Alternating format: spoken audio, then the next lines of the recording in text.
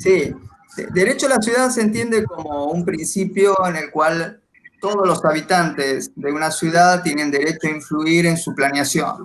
¿Sí? Es decir, se entiende como derecho a la ciudad en un sentido general, el derecho que tiene todo ser humano, por ser un derecho humano, a tener una vivienda adecuada, un hábitat. Entendemos que esto excede, no sé, puedo tener una vivienda, pero está mal ubicada y ya no estoy cumpliendo ese derecho.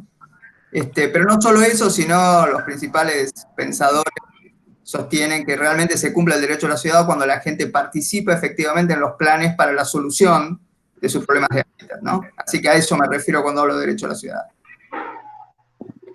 ¿Cómo cree que la pandemia modificó el hábitat en los distintos sectores de la sociedad? Creo que la pandemia ha tenido efectos devastadores, en el sentido de que el hecho de impedir que la gente pueda movilizarse, especialmente en los barrios populares, esto ha producido un impacto muy fuerte en todo lo que tiene que ver con el empleo, la supervivencia y demás. Pero además de eso, creo que ha afectado muchísimo las redes sociales, en el sentido no tecnológicas, sino las redes sociales en serio, eran el medio que tenían los barrios populares para paliar la situación de pobreza. Y esto ha multiplicado, esto está bastante comprobado, ha multiplicado los indicadores de pobreza que históricamente Argentina tenía, ¿no? Eh, ¿Cómo actuaban las redes sociales, digamos, en esa situación? Por ejemplo, en cualquier barrio popular, una familia, cuando su papá y su mamá salían a trabajar, un vecino cuidaba a los niños. Esto hacía que se pudieran liberar dos puestos de trabajo y esa misma familia tuviera ingresos.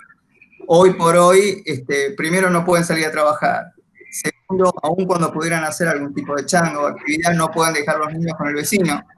Este, Además, muchos trabajos estaban asociados a iniciativas cooperativas. Esto es muy clásico en el gremio de la construcción, que creo que conocemos todos, ¿no? La gente sale a trabajar y se presta herramientas.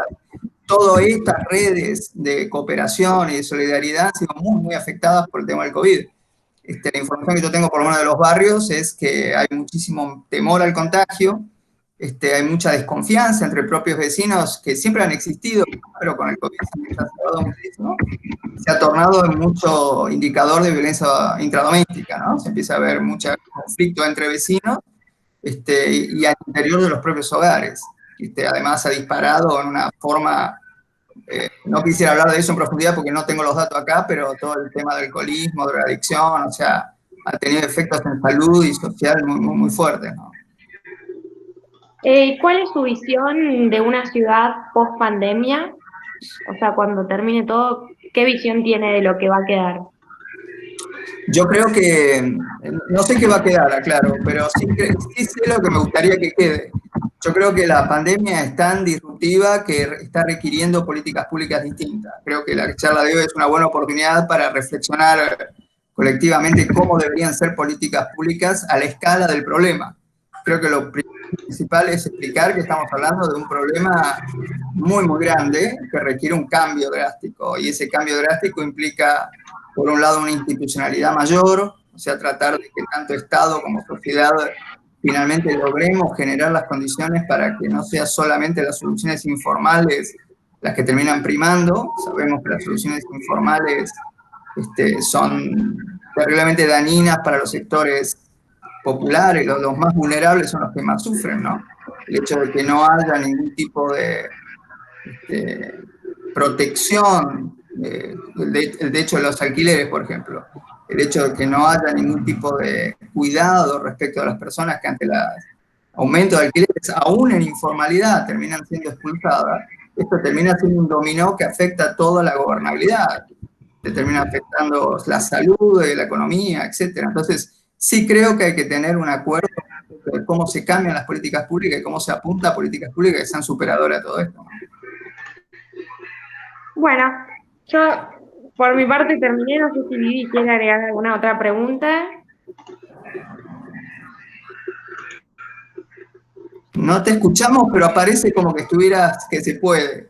Sí, No tiene sé un si, tema con el micrófono, pero no sé si, claro. creo que tengo que escribir. Si querés escribirlo en el chat, ¿eh? No, tampoco. Vivi, se te escucha muy bajito. ¿Probaste con subir el volumen?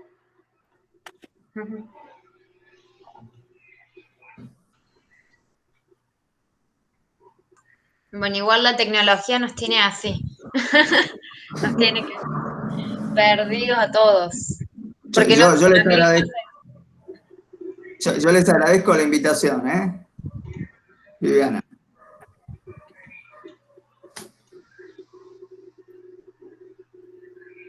Bueno, ya estamos a un ratito, 5 minutos de comenzar, de que entren los chicos de las cátedras y como te decía Javi, que esta es una charla abierta, entonces hemos invitado a otros interesados y que teníamos bastante inscriptos. Déjame hacer la prueba a ver si presenta bien, ¿sí? Dale, sí, aprovechamos. Dale. Generalmente no hay problema, pero por la duda... Se ve bien, ¿no? Está presentando, ahora sí, perfecto. Perfecto, bueno, listo. Bien, se ve bien. Era el único cabo suelto que me quedaba,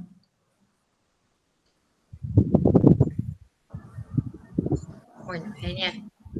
Si no andaba Fernando, subíamos el PowerPoint del año pasado. El audio.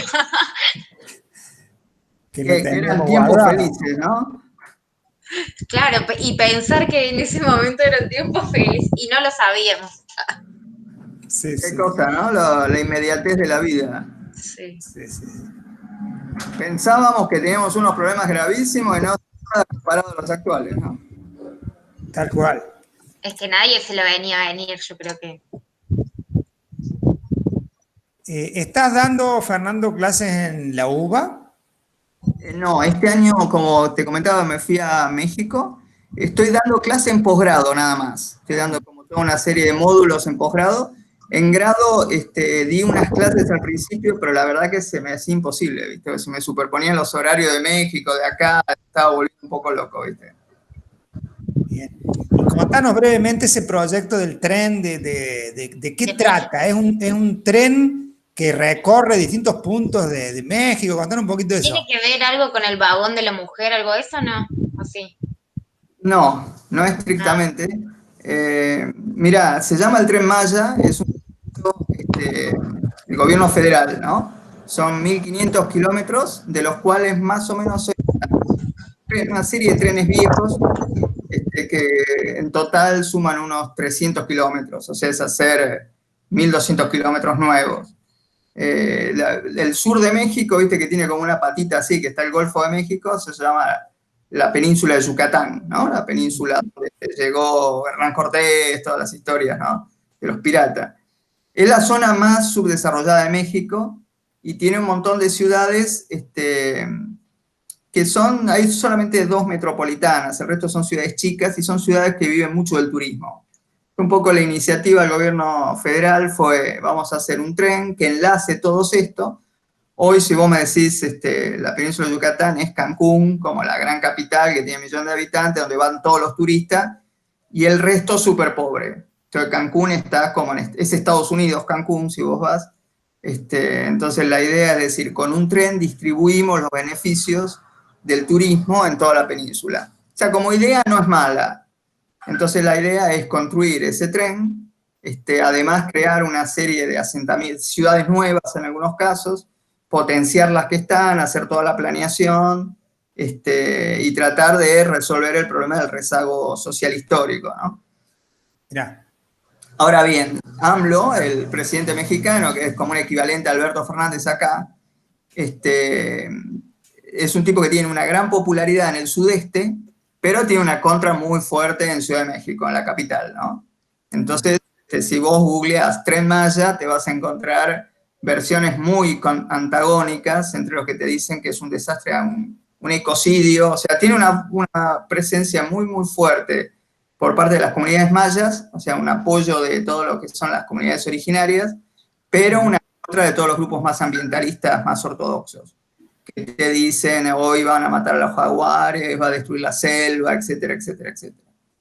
Entonces es más o menos Para mí es súper interesante, porque no siendo mexicano tenés una mirada un poco más desapasionada del tema, donde yo reconozco que tiene algunos problemas ambientales que habría que resolver, pero sí reconozco también que tiene unos beneficios sociales muy, muy grandes, ¿no? Yo creo que es un... Aparte me parece como que manejaron muy bien que hoy por hoy, cuando surgió el COVID, había un lobby muy fuerte en que se cancelara como proyecto, ¿no?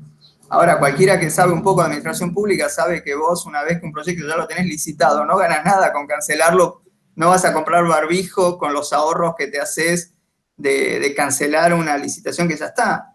Entonces hay una serie de manejos muy mediáticos, una gran confusión, ¿no? Respecto de qué conviene, porque de última es una política anticíclica, o le estás dando trabajo, pero justo en un momento que es muy sensible para la sociedad que vos le estés dando trabajo. Entonces, como comentábamos antes, allá el tema de quédate en tu casa es un poco el eslogan de la oposición, ¿no? Y los que realmente se oponen al gobierno están diciendo es un gobierno irresponsable, está mandando a la gente a trabajar, y la versión oficial es el gobierno trabaja para vos para que México no sufra las consecuencias económicas que están sufriendo otros países, ¿no?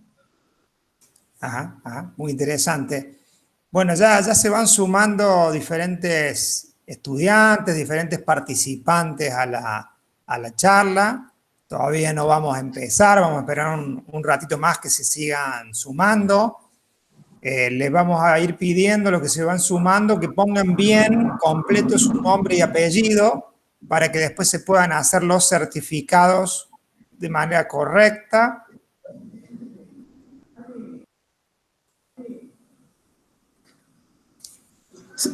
Voy un momentito y vengo, ¿eh? Sí, Fernando, Dale. tenemos todavía un tiempo, no hay problema. Yo también, Javi. Ahí vengo.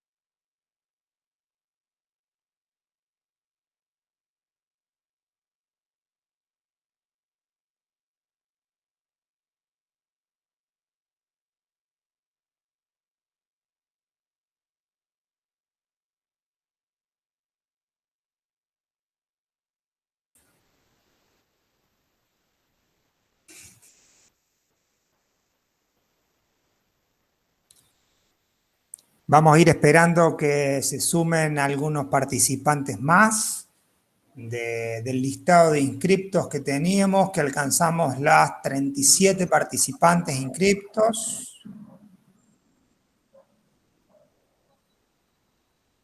Hola, Carla. Hola, Javier. Fernando, muchísimo gusto. Ya estaba sumada a la sala, no quería molestar. Muy buenas tardes. Carla es la secretaria de Investigación y Extensión del Instituto de Sociales y es quien también ha proporcionado todos los medios para que, bueno, podamos darle vuelo a la charla esta en un programa de fortalecimiento que es muy importante, el Instituto de Sociales, y que lo enmarcamos allí, este evento de la charla de hoy, dentro de las actividades también del espacio curricular Hábitat y Desarrollo Territorial. Mucho gusto, Carla.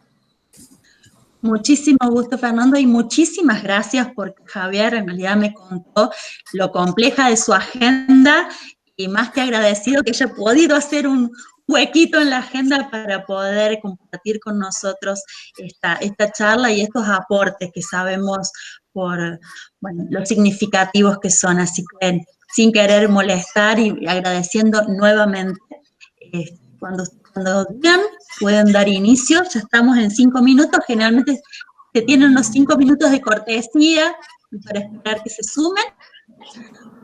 Cuando el coordinador diga. Muchas gracias, Fernando. Gracias a ustedes, Carla, por la invitación.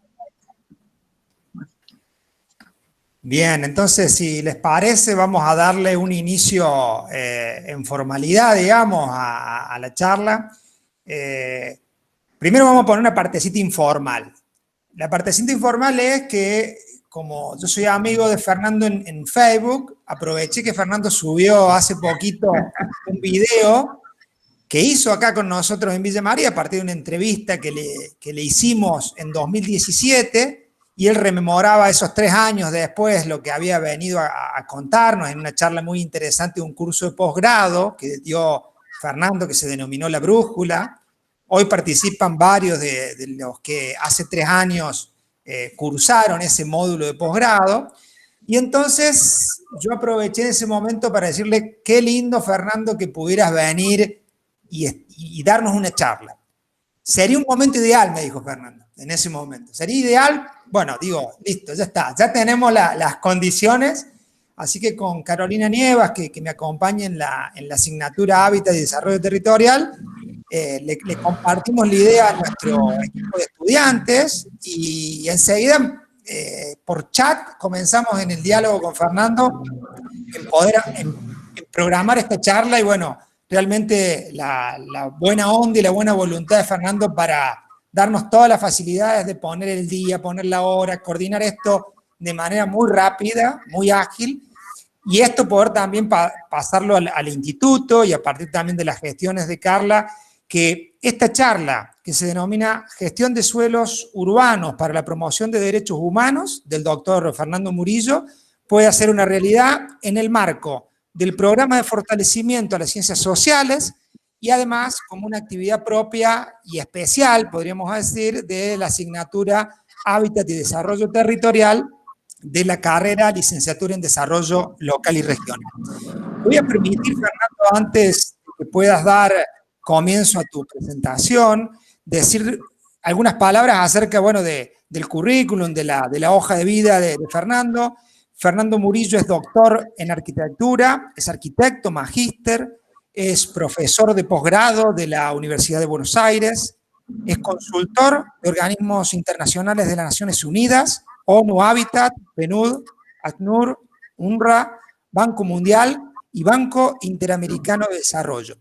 Tiene experiencia en diferentes continentes, en Medio Oriente, África y América Latina, en temas de planeamiento territorial y vivienda. Actualmente es coordinador técnico de la cooperación técnica ONU Habitat en el proyecto Tren Maya, que hace un momento nos comentaba de qué trataba, y es autor de múltiples publicaciones vinculadas a los temas de ciudad, derecho a la ciudad, derechos humanos, hábitat y migración. Fernando, con esta brevísima presentación, marcar nuevamente el agradecimiento para que puedas estar en este momento. Y te damos la palabra para que comiences.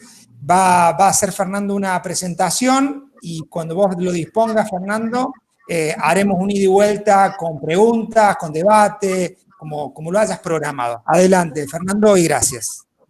Muy bien, muchas gracias, Javier, y a través tuyo agradezco a todo el equipo de la universidad ahí de Villa María.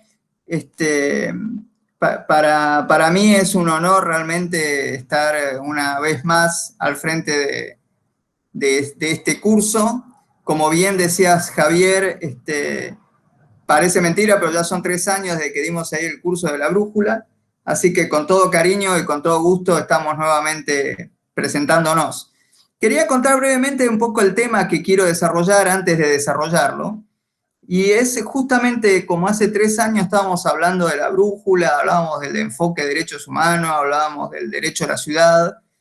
Quería contar un poco cómo evolucionó, ¿no? En ese momento que yo hice el curso allá con ustedes, estábamos en una instancia de discusión a nivel gobierno nacional en la formulación de este programa de inclusión sociourbana, que tuvo toda una serie de desarrollo con el Banco Interamericano de Desarrollo, y que hoy por hoy ya es una realidad de un programa del Estado, que creo que es bueno que se conozca, y que los alumnos puedan tener un conocimiento más acabado por todas las posibilidades que brinda, ¿no? Y todo el aprendizaje que también nos está marcando a nivel institucional como país.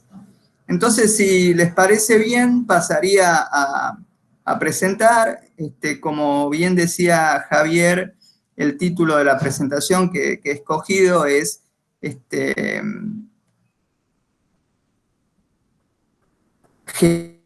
Gestión de suelo urbano para la promoción de derechos humanos. ¿Se ve bien, no? Sí, Fernando, si me permitís una brevísima interrupción. Carla Avendaño, ¿sí? Como secretaria, si querés dar unas palabras o avanzamos en esto. Perdón que lancé con la propuesta del curso y por ahí quería decir algo en el marco del programa de fortalecimiento. En realidad, Javier, no. Quería escuchar la charla, te agradezco. Voy a ser muy sincera, me sumé para escuchar la charla. No, con el agradecimiento, después, bueno, vos hiciste toda la lectura del currículum, el agradecimiento, ahí está Gaby, está todo el equipo, así que no solamente agradecer y agradecer a quien se hayan sumado. En realidad, el tema, cuando Javier lo planteó, me pareció fascinante. Entonces, yo me sumé a escuchar nomás. Bien. Era más sencillo lo mío. Gracias, Javier. Bien. Bueno, Fernando, podés avanzar. Muchas gracias. Ahora sí. Bueno, entonces decía que el título del trabajo era Gestión de suelo urbano para la promoción de derechos humanos. Y que es un poco, como bien decías, yo lo estructuré en 3 partes. Una, la típica presentación, ¿no? Donde hay un sueño que lo caracterice como construir un país donde todos convivan cómodos. Algo que trabajamos en aquel taller, me acuerdo de por qué es tan difícil hacer que nuestro país, dada la extensión territorial que todos conocemos que tiene, y no podamos crear las condiciones para que todos vivan cómodos. Después un tema de diseño, ¿no? Entiendo que hay un componente de facultades y el diseño siempre nos es muy caro, ¿no? ¿Qué tenemos que producir como cambio disruptivo de norma y realización de obras públicas para que eso suceda? Y finalmente el desarrollo. ¿Cómo hacemos para articular esfuerzo del sector público? Sabemos que el sector público es el responsable, pero no es el único. Privado, no gubernamental, para materializar planes, programas y proyectos. En ese sentido, si analizamos el sueño, ¿no? Tenemos que partir del diagnóstico de situación. Estos números ya son viejos. Hoy con el COVID sabemos que en las distintas regiones del país la situación de la informalidad va entre un 15 y un 20% de vivienda informal en todas las regiones, ¿no? El Gran Buenos Aires, la región pampeana, el Cuyo, el noreste, el noroeste, la Patagonia. Y un resumen, estos son como pequeños recordatorios. Estamos hablando de 3 millones de hogares, 10 millones más o menos de ciudadanos, o sea, estamos hablando casi un cuarto de nuestra población, que tenía problemas de hábitat, ¿sí? 60% con problemas de hacinamiento, un número muy, muy fuerte. Estamos hablando de 2 millones de inquilinos que requieren mejor regulación, opciones de mayor calidad. ¿Sí? Sabemos que el número de inquilinos está creciendo, porque además de reducirse el de propietario, están creciendo los números de familias monoparentales, o sea, cada vez necesitamos más viviendas, porque además nuestra composición demográfica está tendiendo a familias más chicas. Y hay 1.600.000 hogares que necesitan apoyo para mejoramiento, 500.000 viviendas nuevas. Así que cuando hablamos de la problemática de la vivienda, estamos reduciéndola a que en definitiva necesitamos viviendas nuevas, pero fíjense qué cantidad de diversas opciones. Necesitamos alquileres, necesitamos una cantidad de cosas bastante diferentes, ¿no es cierto? Respecto de cuál es la situación, yo decía antes, entre el 15 y el 20% de vivienda informal. Por un lado, tenemos una principal fuente de datos, como es el Registro Nacional de Barrios Populares. Quisiera hacer un paréntesis porque creo que desde el punto de vista de las políticas públicas es inédito en América Latina que una iniciativa no gubernamental haya trasvasado al sector gubernamental y se haya transformado en una política pública. Esa iniciativa que tuvo en algún momento una confluencia de organizaciones, un colectivo, y que hoy nos permite tener este mapa que le estoy poniendo enfrente, cualquiera lo puede bajar de internet, donde puede llegar a visualizar los barrios populares, que en términos académicos es una herramienta muy útil para desarrollar proyectos y trabajos prácticos, nos está permitiendo decir que tenemos unos 4.416 barrios en ciudades de más de 10.000 habitantes, el RENAVAP no se hizo en ciudades de menor de 10.000 habitantes, 4 millones de personas y no sabemos, tendríamos que sumarle el impacto del COVID, que sabemos que es muy, muy importante. El 68% de los barrios tienen menos de 150 familias, otro dato de diagnóstico importante. Siempre tenemos la imagen de la informalidad como la Villa 31, las grandes villas de las metrópolis. Sin embargo, la gran mayoría de nuestros asentamientos informales son pequeños, o sea, necesitamos pensar en soluciones a escala de 150 familias, afortunadamente digo, y después lo voy a decir por qué, y que el 26% de las familias viven en villas y 74% en asentamientos, o sea, la gran mayoría en nuestros casos son los asentamientos populares. Ahí tienen la distribución por provincia, ¿no? Estoy mirando la ciudad de Córdoba con 194, comparado a 341, por ejemplo, en Santa Fe, o 52 en Santiago del Estero. Ahora bien, si analizásemos cuáles han sido las respuestas a las políticas públicas, podemos ver que en general, podríamos decir de la democracia en adelante, las políticas públicas siempre han centrado su accionar en términos de, por un lado, tener una actitud permisiva con los asentamientos informales, o sea, no perseguirlos, excepto casos de desalojo forzado que generalmente se da en tierra de alto valor, y por el otro lado el tema de la vivienda, la producción de vivienda. Ahí tiene un gráfico donde muestra, por ejemplo, los programas federales en azul y los FONAVIS, independientemente de los años, ha tenido cierta fluctuación, pero se ha mantenido la provisión de vivienda. Esto es algo positivo, en el mejor de los casos, sin embargo tiene 3 problemas. El primer problema se relaciona con la centralización. Generalmente el problema se encara a nivel nacional con poca participación de los municipios y por ende de los vecinos. Hay una ineficiencia en la asignación de recursos, los procesos de mejoramiento no cambian. Esta es una foto en lo que está en el centro de la Villa 31, donde se han realizado cambios de fachada, grandes inversiones que si bien son muy valiosas, no tienden a cambiar el signo de la informalidad, sino terminan siendo barrios o que tienden a expulsar a los sectores populares y el famoso efecto de la gentrificación, o directamente el barrio no cambia su signo de informalidad. O sea, nunca terminan formalizándose a un barrio donde se regularizó, la gente nunca accede a su título de propiedad perfecto. Y el tercer punto es que el suelo es el principal obstáculo, es principal a la inversión del residente y coordinación, y esto lo hemos tenido muy claro con todos los fenómenos recientes de toma de tierra y demás. Quería preguntar si se me escucha bien. Sí, perfecto, Fernando, se escucha muy bien. Sí, se escucha bien. Muy bien, continúo entonces. Entonces hasta acá les hice una historia de diagnóstico, pero quería entrar ahora, ¿cuál ha sido el impacto del COVID? Y podríamos decir que lo podríamos caracterizar en 2 efectos directos, ¿no? Por un lado, en términos urbanísticos, está el efecto opuesto de lo que venía diciendo la nueva agenda urbana, que era la ciudad compacta, que era la ciudad que no se extendía en el territorio. El COVID ha producido el efecto exactamente opuesto, ha producido la dispersión. O sea, las ciudades tienden a crecer cada vez, ya crecían con un patrón disperso. Hoy hay indicios, hay estudios que están demostrando que se tiende aún más a la dispersión, sobre todo en los sectores más pudientes, pero también de los sectores no tan pudientes. Sabemos que en Villa de Asentamiento la gente ha tendido a salir y ocupar terrenos en la proximidad, o sea, ha tendido a la mayor dispersión.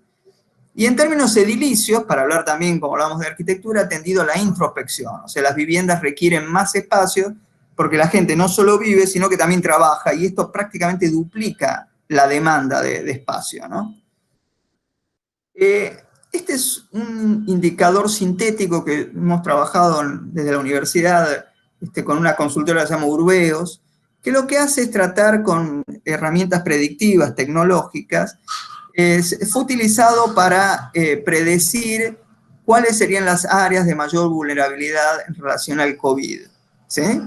Por eso se llama el indicador sintético de riesgo urbano, que combina 4: los asentamientos y conjuntos habitacionales de alta densidad, los barrios precarios de baja densidad, los centros de alta densidad con nivel social alto, donde hay mayor transporte público, y los centros urbanos con alto tránsito peatonal. De esta combinación, ahí tiene una caracterización en el caso de la metrópoli de Buenos Aires, pero lo que permite es predecir cuáles van a ser las zonas más afectadas, construyendo esos mapas donde por colores va dando intensidad de cuáles son las zonas.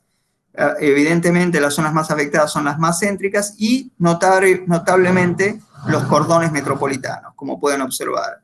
Y que esto ha tendido a coincidir con cuáles son las incidencias de población residencial o población en tránsito que se encuentran con mayor riesgo de contagio.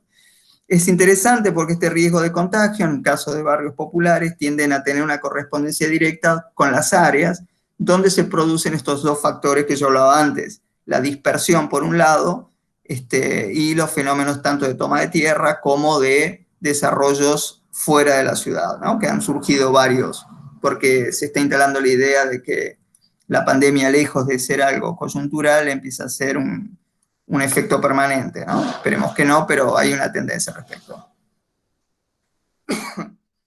Quería hacer un pequeño comentario, que la Argentina históricamente ha tenido planes estratégicos de ordenamiento urbano, ¿sí?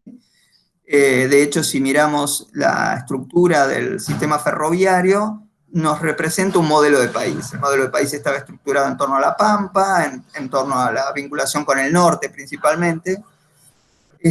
Nuestra jerarquía urbana en el año 2010 nos demuestra estos nodos internacionales de segundo orden, etcétera, etcétera, que estructuran nuestro territorio siguiendo un poco ese esquema.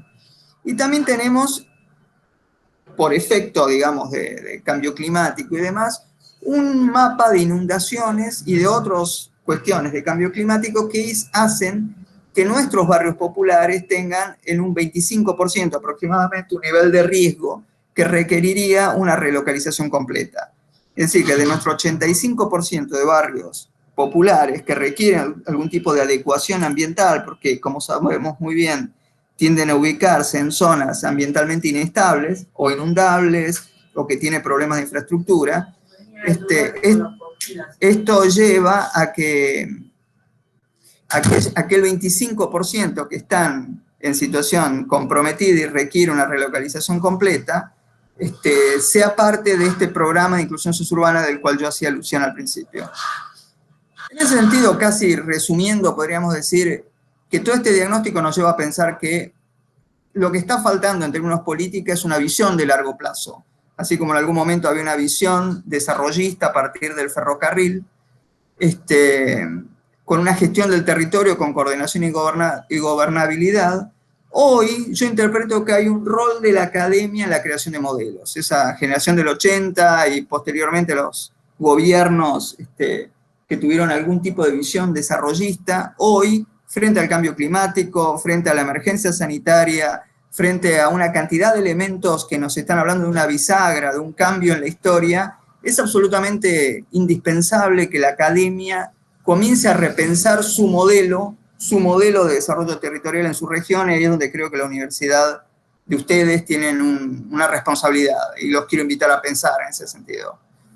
En términos urbanísticos, todo lo que expliqué está dando cuenta de una ausencia de normas y de una priorización de obras públicas, con lo cual me animaría a decir que es necesario reinventar el planeamiento. Los modelos que tenemos son prácticamente del siglo XIX, con algún aditamento del siglo XX, pero necesitamos empezar a pensar el planeamiento desde los derechos humanos, desde el ambiente. Hay una cuestión social donde falta ingresos y educación y es necesario la solidaridad entre grupos sociales y con políticas integradoras. En lo ambiental hay una exposición a riesgos y no sustentabilidad. Y acá hay una cuestión muy importante: la localización es determinante en el éxito de los proyectos habitacionales.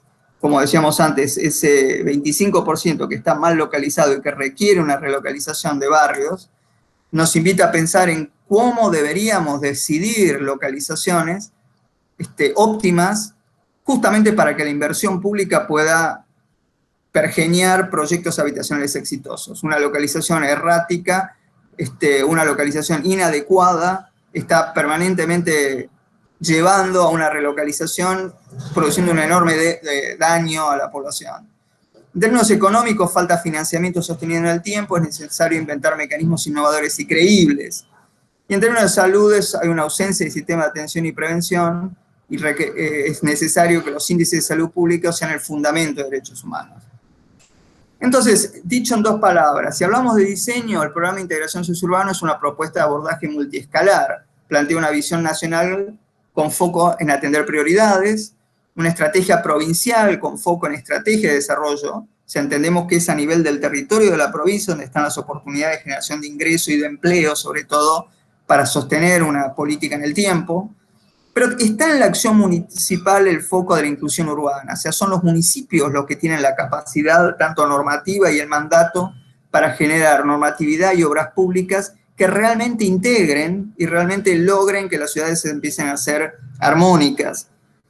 Y todo esto requiere una implementación que esté basada en un consorcio de cooperación. Todos sabemos que con buenas intenciones a nivel de un barrio aislado es muy difícil lograr cambios estructurales. Es necesario tener un consorcio multiactoral que movilice los recursos necesarios para poder llevar adelante las acciones en el tiempo, ¿no? Y hay que tener en cuenta también que en toda esta dinámica los mercados de suelos y las soluciones habitacionales son fundamentales. La experiencia histórica de proyectos de vivienda demuestra que generalmente se han buscado terrenos baratos. Este es un ejemplo en Ciudad de Buenos Aires. Se buscaron los precios de los terrenos generalmente en el segundo o tercer cordón metropolitano. Esto ha llevado a que políticas de erradicación, llevar población fuera de la ciudad, construcción de complejos habitacionales, a los lugares de valores de suelo que sean menores, ha servido solamente para expandir la informalidad y ha servido solamente para priorizar y mejorar ciertas áreas de la ciudad a expensas de las periferias.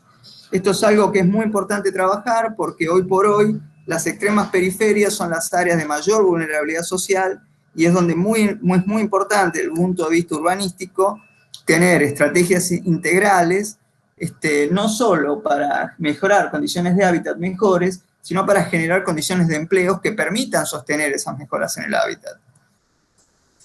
El PISU lo que plantea es el modelo de intervención a nivel ciudad, reconociendo las características, sean centrales, periurbanas, ambientalmente comprometidas, de modo que las ciudades puedan desarrollar una estrategia a nivel ciudad de inclusión a partir de estos modelos o estos programas, que pueden ser una reurbanización con subdivisión total y densificación, una reurbanización parcial sin riesgo, una reurbanización parcial con riesgo, desarrollo de nuevos terrenos, algo que muchas veces no se habla en urbanismo, pero es fundamental, generar nueva tierra urbana para desarrollos habitacionales, y también lo que conocemos, o el PISU lo llama, el polígono de promoción social, donde se plantean inversiones de todo tipo para el desarrollo de sectores urbanos, ¿no?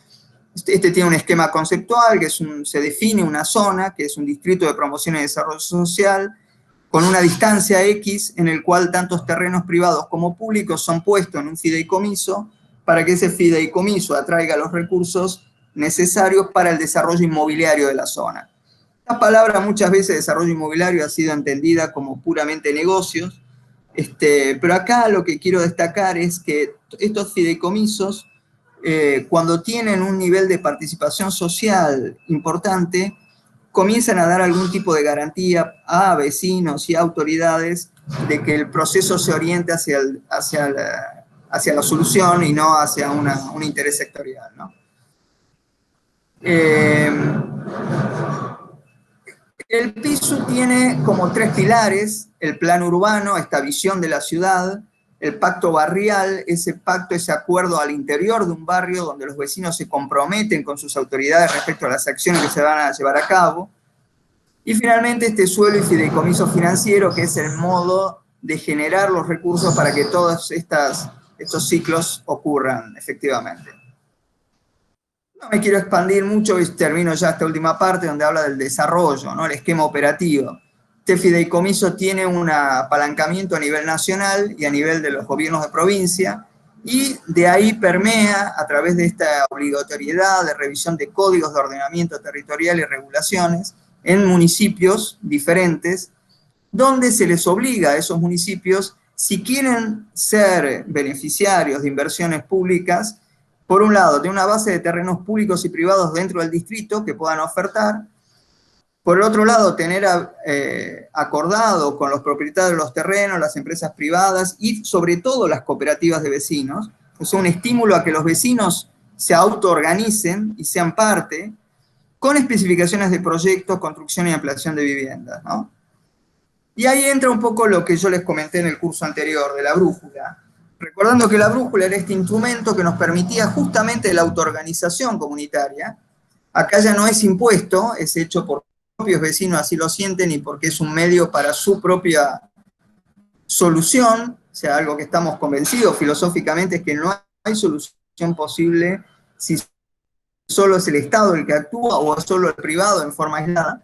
Es necesario que los propios actores afectados sean los que actúen y que definan prioridades, que definan obras y normas de desarrollo barrial.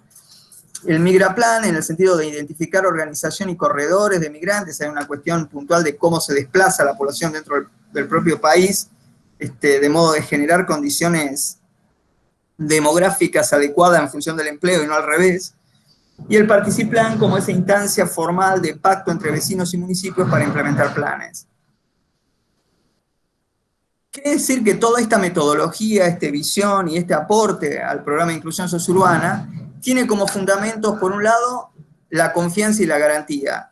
Nosotros creemos que no hay cosa que genere más confianza que la participación, cuando son los propios vecinos y sus autoridades los que se sienten escuchadas y que han participado, y es su plan y no es el plan que se les impone desde el Estado, y que a partir de esa participación se generan los acuerdos que le den garantía.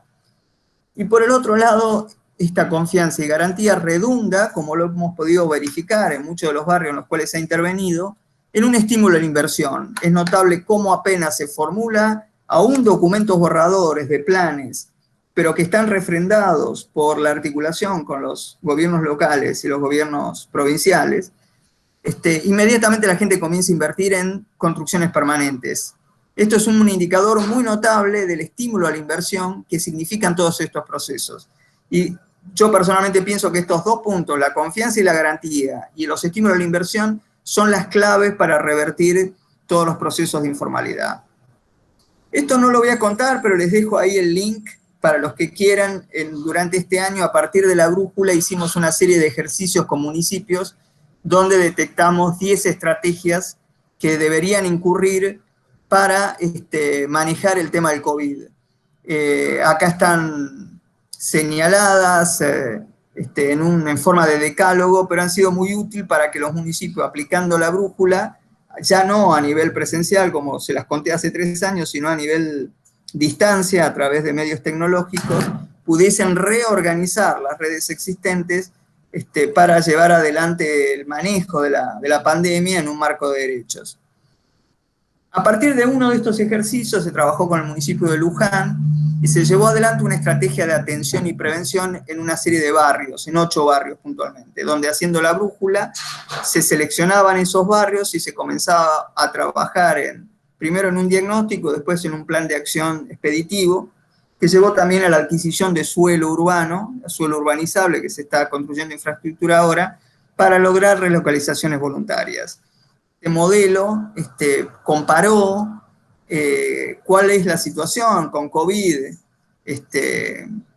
a nivel de acceso a derechos en localidades, en ciudades y en áreas periurbanas que, como vuelvo a decir, son las zonas más vulnerables, ¿no? Entonces empezaron a aparecer necesidades muy imperiosas, hay situaciones como de caída del empleo, y cuáles son las estrategias que a nivel comunitario se comienzan a pergeñar para entonces comunicarlo hacia el municipio y desplegar algún tipo de acción proactiva, ¿no? Esto nos llevó, especialmente en el caso de Luján, pero también en algunos otros municipios de la segunda corona, a una propuesta que llamamos de reurbanización, donde algunos predios rurales comenzaron a ser urbanizados, manteniendo ciertas distancias y próximos al parque industrial, a los parques industriales, con la idea de que a futuro se puedan construir vivienda permanente en la zona y que las personas puedan acceder a sus puestos de trabajo caminando o en bicicleta. O sea, la idea es reducir la cantidad de transporte público y al mismo tiempo tratar de resolver la situación muy, muy complicada que estaban viviendo estas familias en situación de informalidad, ¿no? Entonces, si repaso, hay una construcción participativa de una visión territorial sustentable, se creó un fideicomiso de gestión de suelo y organización comunitaria para la inclusión social, hay recursos del Estado para esos fideicomisos poderlos sustentar, hoy por hoy con obras tempranas, pero el Banco Interamericano ya habilitó una línea también para obras más importantes a futuro. Hay una conformación de un clúster empresario productivo en Luján puntualmente, y se desarrollaron una cantidad de opciones de hábitat asequible con los vecinos, ¿no? Esto se está trabajando, el punto quinto, que es los incentivos de créditos hipotecarios. Todos conocemos la realidad de nuestro país actualmente, que es muy difícil por algunos problemas macroeconómicos, pero entendemos que apenas esos desequilibrios macroeconómicos se estabilicen, va a ser posible y va a ser necesario contar con créditos hipotecarios tanto para la relocalización como para la reurbanización. Creemos que es una gran oportunidad para desarrollar opciones que sean asequibles para este sector de la población. Y lo quería contar porque me parece que es un buen cierre de cómo todas las teorías del PISU se comienzan a materializar. Yo doy un ejemplo, pero en muchas de las provincias donde por lo menos nosotros hemos estado operando, comienzan a hablarse en la misma dirección, y creo que es importante que a nivel nacional se conozcan todas las posibilidades que hay, financieras, cómo se está pensando la cuestión del hábitat popular, y también muy importante el rol de las universidades, como decía antes, en el desarrollo de estos modelos, ¿no? Entonces, ya como para concluir, yo decía de sueños, diseños y desarrollos, ¿no? Todo sueño, diseño y desarrollo requieren de confianza, o sea, nos podemos desarrollar un montón de prototipos, de ideas, de modelos, pero si no tenemos confianza, difícilmente las vamos a poder materializar. En la presentación que he hecho, quiero resaltar que la confianza viene de la participación. O sea, ningún grupo popular va a confiar si no es consultado y si no participa activamente. Y ahí es donde quisiera poner el énfasis en que las universidades son garantías. De hecho, todos los grupos populares mandan sus hijos a las universidades cuando pueden, porque saben que son una garantía, pero también son un estímulo para los sectores medios y medios bajos. Acá necesitamos poner a trabajar al conjunto de la sociedad. Las políticas públicas necesitan proyectarse e implementarse más allá de los periodos de 4 años de gobierno, ¿sí? Esto, si bien es algo que sabemos que la continuidad en el tiempo debe ser una garantía que la sociedad necesita preservar a través de mecanismos institucionales. Por eso decidí esta presentación hacerla en el programa de inclusión sociourbana, porque ya lleva 3 gobiernos. O sea, empezó con el Registro Nacional de Barrios Populares, allá lejos, siguió con el programa de inclusión sociourbana y ahora continúa con los mismos términos. Y creo que eso es algo para celebrar y defender. Se necesitan modelos múltiples de gestión de suelo urbano como fundamento de políticas habitacionales dentro de un marco de estímulo a la inversión pública y privada simultáneamente. Esto es muy importante también. Si bien cada región tiene sus modelos, es muy importante tener multiplicidad de modelos y tener la flexibilidad suficiente como para que el medio de financiamiento se pueda materializar de la manera que sea más conveniente para la propia población. Y por último, las técnicas disruptivas de planeamiento participativo demuestran a distintas escalas la capacidad de generar suelo y hábitat en forma sostenida y asequible. Yo mismo he leído muchos trabajos de ustedes y sé muy bien cómo todos estos laboratorios que ustedes han hecho de vivienda experimental, cómo han incorporado cuestiones de eficiencia energética, a la asequibilidad, etcétera, etcétera. Ya no es necesario reinventar modelos, podemos trabajar con los modelos que existen, es solo un tema de cómo esos modelos, puestos en el contexto del hoy, puesto en el contexto de la participación, logran germinar en resultados que sean lo suficientemente auspiciosos como para que sean aceptables por parte de la población. Paro acá nomás porque siento que me he extendido un poco, les agradezco a todos la atención y quedo a su servicio para responder cualquier duda que ustedes pudiesen tener, ¿no? Bien, Fernando, muchas gracias por la exposición, muy clara, muy completa y en un brevísimo tiempo lo has podido desarrollar. Cuando empezamos desde este espacio de fortalecimiento y desde el propio espacio de la carrera de desarrollo de la materia hábitat y desarrollo territorial, nosotros pensamos en la posibilidad de que se haga un abordaje de esta temática de hábitat y que uno de los puntos centrales sea el suelo como el primer escalón de acceso al hábitat, y siendo que es una problemática estructural y resolverlo para los gobiernos locales de diferentes escalas, y ahí quiero poner un poquito el foco, es todo un desafío. Vos en algún momento de la presentación hablabas un poco de los modelos, sobre todo al final, de modelos múltiples de gestión de suelo urbano. Y allí, en algún momento de la charla, decías de que muchas de las definiciones de la ciudad plantean de que la ciudad debería ser compacta en lo que era la prepandemia, y hoy la pandemia demuestra que hay partes de la ciudad que no deberían ser tan compactas en los términos que dice esa bibliografía, sino que deberían tener, no sé si un grado de dispersión, pero sí ubicaciones que hagan aprovechar al máximo el suelo, porque hay partes del suelo que deberán ser habitacionales plenas, otras serán habitacionales y laborales, otras irán hacia lo productivo, hacia el ambiente, hacia las necesidades de las funciones valiosas que tiene que tener la ciudad, que va más allá del urbano. En ese sentido, en tu experiencia, ¿qué modelos de ciudades medianas o pequeñas en las que has tenido acceso son viables y un poco cuál es el camino para avanzar en los modelos? Vos hablaste de la participación, pero ¿cómo encarás ese tema para poder darle una pauta a ese gobierno local y a esa sociedad local para avanzar y dar soluciones a esa problemática tan complicada? Gracias, Javier. Mirá, yo creo que hay una palabra que define lo correcto, que es el contexto. Yo creo que acá, si bien la nueva agenda urbana hizo mucho énfasis en la ciudad compacta, sí creo, y hay que reconocerlo, que ha estado muy influenciado por la ciudad europea, sobre todo, si me permiten la infidencia, la ciudad de Barcelona, ¿no? O sea, la ciudad de Barcelona tenía un lobby muy fuerte en la nueva agenda urbana en definir que la ciudad compacta es la ciudad a la cual deberían aspirar todos. Yo no estoy muy de acuerdo con eso. Yo creo que la ciudad de Barcelona tiene cuestiones históricas que hacen que haya sido compacta ya desde la Edad Media, y sería bastante criminal decirle a las ciudades que están en pleno proceso de expansión, ustedes tienen que ser como Barcelona si quieren ser sustentables.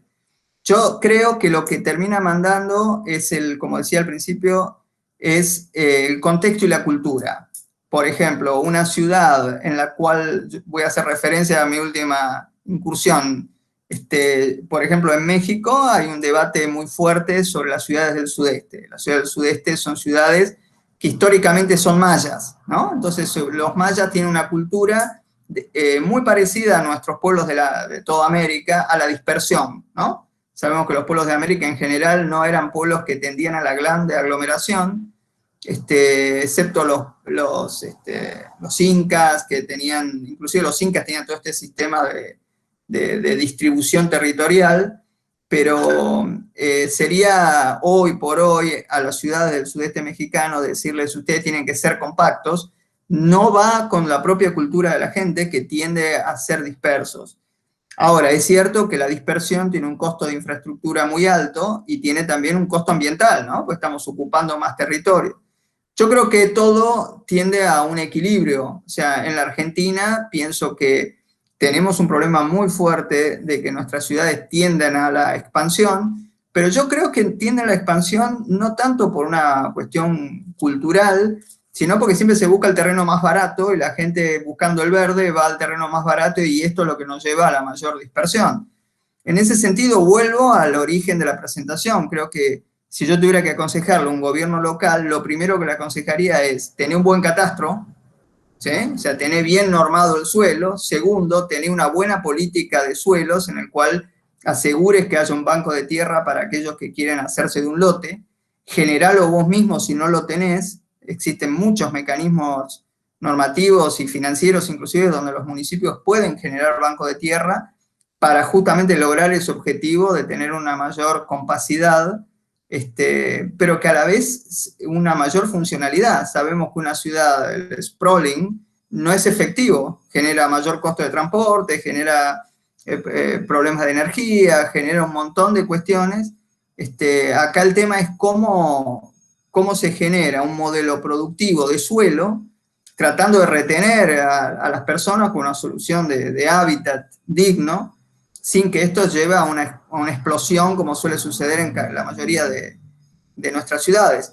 Pero insisto, creo que el problema central es, por un lado, falta de gobernabilidad, o sea, los municipios no tienen políticas activas. Segundo, no se le pone el cascabel al gato. Todos sabemos que en realidad la expansión tiene que ver con los sectores inmobiliarios descontrolados, o sea, cuando ningún código está respondiendo a esto, pues cualquiera sale, la tentación es muy grande, ¿no? De salir a hacer negocio, de desarrollar tierra virgen. Entonces yo creo que esos son los puntos que cualquier intendente debería tomar en cuenta si de verdad quiere controlar el tema del crecimiento urbano. Pasa por esos puntos, no pasa tanto por... Y pasa por interpretar la cultura, que es lo que la idiosincrasia... Yo hablaba antes de Luján. En Luján, me acuerdo cuando recién empezamos a trabajar, estaba este tema de crear compacidad urbana. El lujanense, aun cuando está en el área metropolitana de Buenos Aires, tiene una idiosincrasia muy parecida a los pueblos del interior de la provincia de Buenos Aires, que es que cada uno quiere su lote de 10 por 30. Esto es muy costoso, pero es una pauta cultural muy acendrada. O sea, es muy difícil revertir eso. Es mejor buscar una solución tecnológica, porque tierra hay, el costo de la tierra no es tan alto, o sea, tecnológicamente técnicamente es factible realizarlo. El gran problema es que los intereses inmobiliarios son demasiado grandes. Si hubiese como creo que lo empieza a haber, ¿no es cierto?, una política de promoción de lotes con servicios, se empieza a resolver y se compacta, y se empieza a controlar esa expansión relativamente. No se construyen departamentos, por decirlo así, ¿no? A través del lote con servicios se va completando trama y se va compactando, pero eso no significa de que igual la ciudad esté creciendo en horizontal, ¿no? Fernando, te hago otra pregunta y después, si quieren, quien quiera hacer alguna reflexión, pregunta o consultar algo a Fernando en su charla, me levanta la mano o nos levanta la mano y con Caro le damos el ok para que puedan hacer la pregunta de manera directa. Fernando, vos hablabas de un fideicomiso con participación social. Contanos un poquito de ese instrumento y en todo caso, cuáles son los roles que tiene que jugar ahí. Por un lado, el gobierno local, por un lado, quienes van a de alguna manera llevar adelante el proceso participativo y las organizaciones, ya sea cooperativas, los vecinos u otras entidades que de alguna manera quieran sumarse a esos espacios. ¿Y cómo son las reglas de juego en un fideicomiso de ese tipo donde hay terreno público, terreno privado? ¿Cómo se arma eso para que un municipio lo pueda llevar adelante? Si eso es muy dificultoso y requiere de toda una estructura muy sólida, o si es viable. Sí, un fideicomiso en realidad es una figura legal, ¿no? Que lo que nos permite es juntar distintos bienes, ponerlos en una canasta conjunta para un propósito determinado que es el desarrollo de un área. Tradicionalmente, los procesos de mejoramiento de barrios se hacían a partir de que el Estado, sea nacional, provincial o municipal, asignaba una superficie de tierra donde se iba a desarrollar inversiones. Ese es el modelo clásico. Es el modelo más directo porque yo soy el propietario de la tierra, regularizo, divido, construyo, hago infraestructura y estoy siempre dentro de en la tenencia porque yo soy el dueño de la tierra.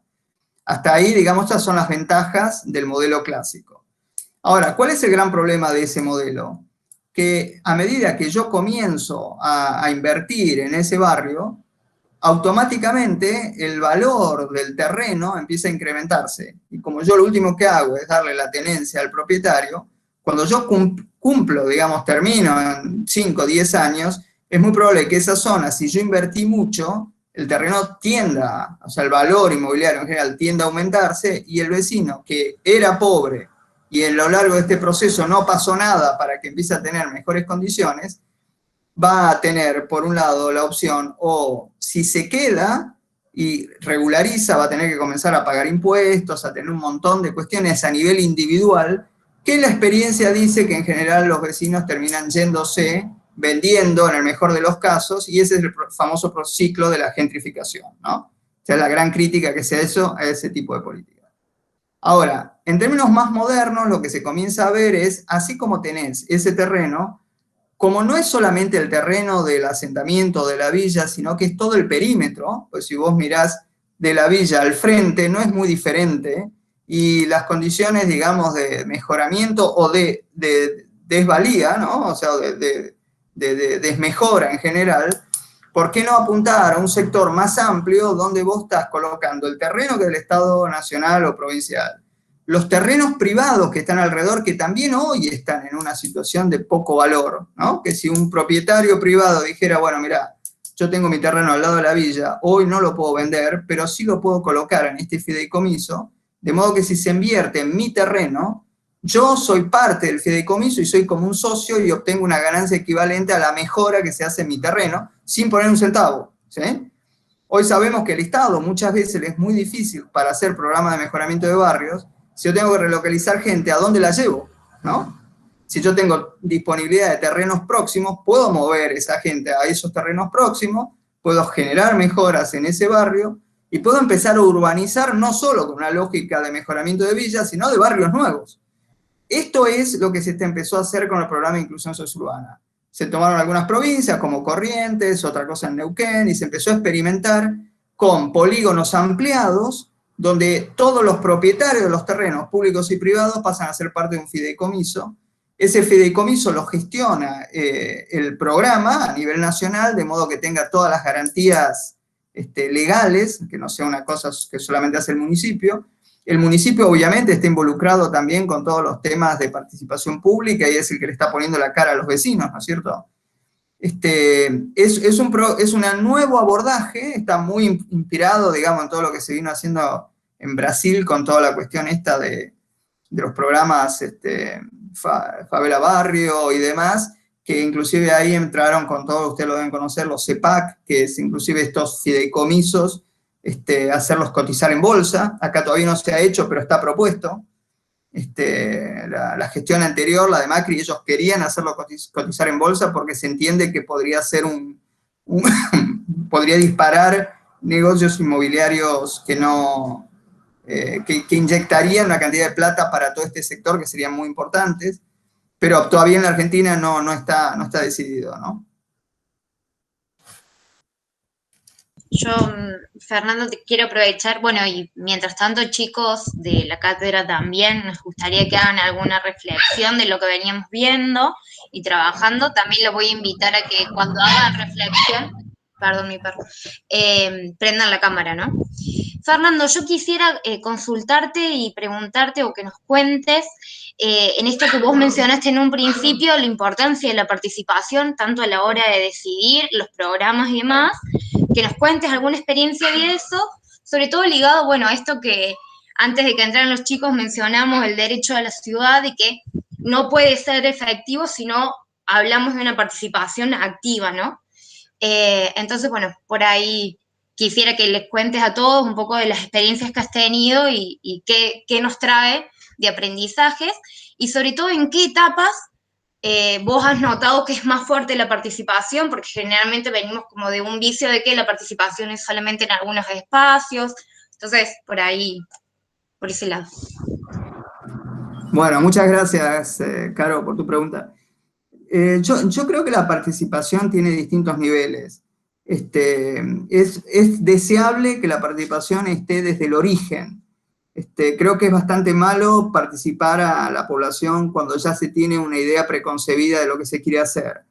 Digo que es malo porque automáticamente produce en la población una actitud de ¿qué me van a dar? ¿Por qué me vienen a preguntar algo a cambio de qué? ¿No? Yo la experiencia que he tenido también muy desde la universidad, y acá dividiría, ¿no? Una cosa, he participado en muchos actos de participación más como funcionario de organismos internacionales, en el cual la participación tiende a ser un poco institucional, formal, tiene su valor en el sentido que permite transparentar procesos, pero le falta esa cosa más profunda de relaciones personales, ¿no? Tiene que ser eso, cualquier organismo internacional cuando otorga un crédito, cuando acuerda un proyecto, está obligado a crear una unidad de gestión que tiene como función básica asegurar que la participación de los actores ocurra efectivamente y ocurra de acuerdo a ciertos protocolos, ¿no?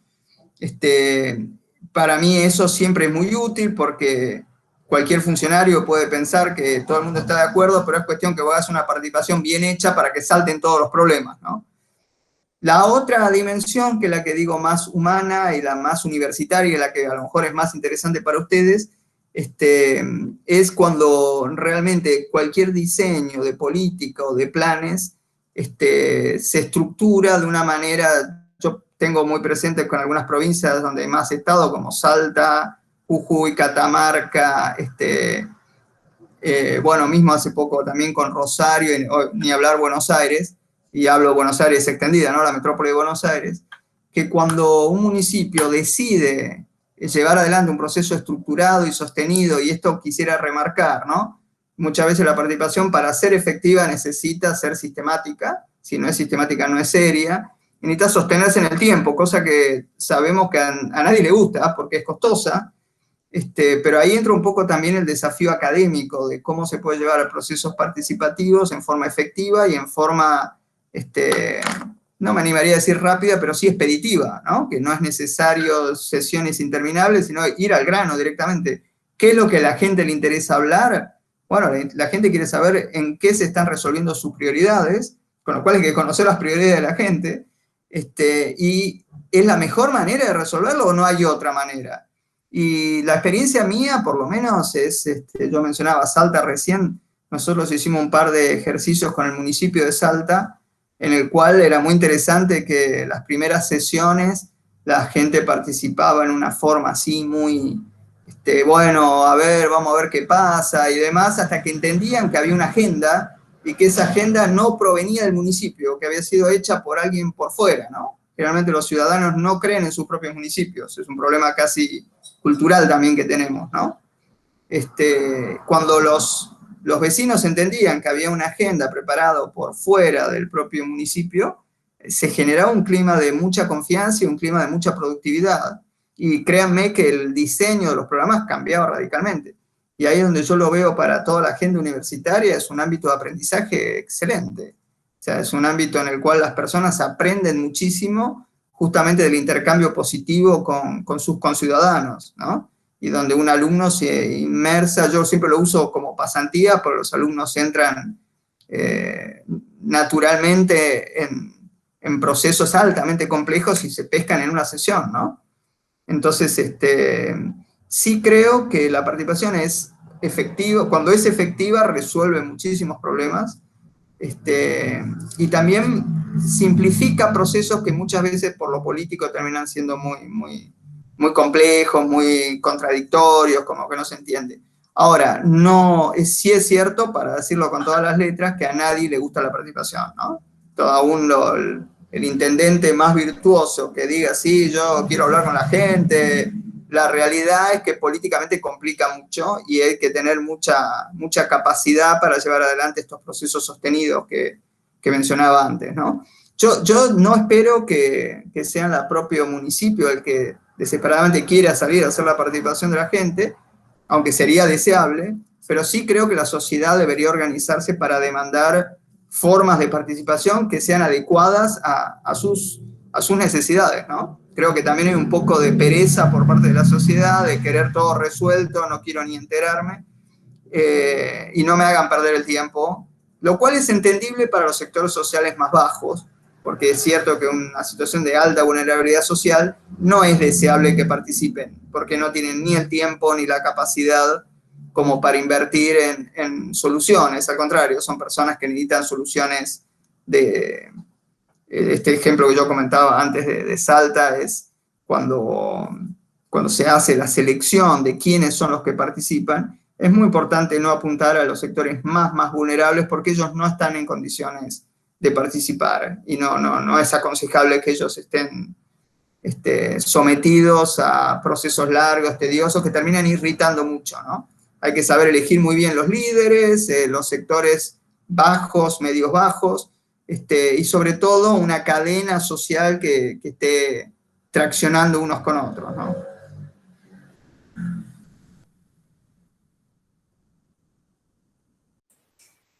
Bien, ¿alguien que quiera hacer alguna pregunta, alguna reflexión?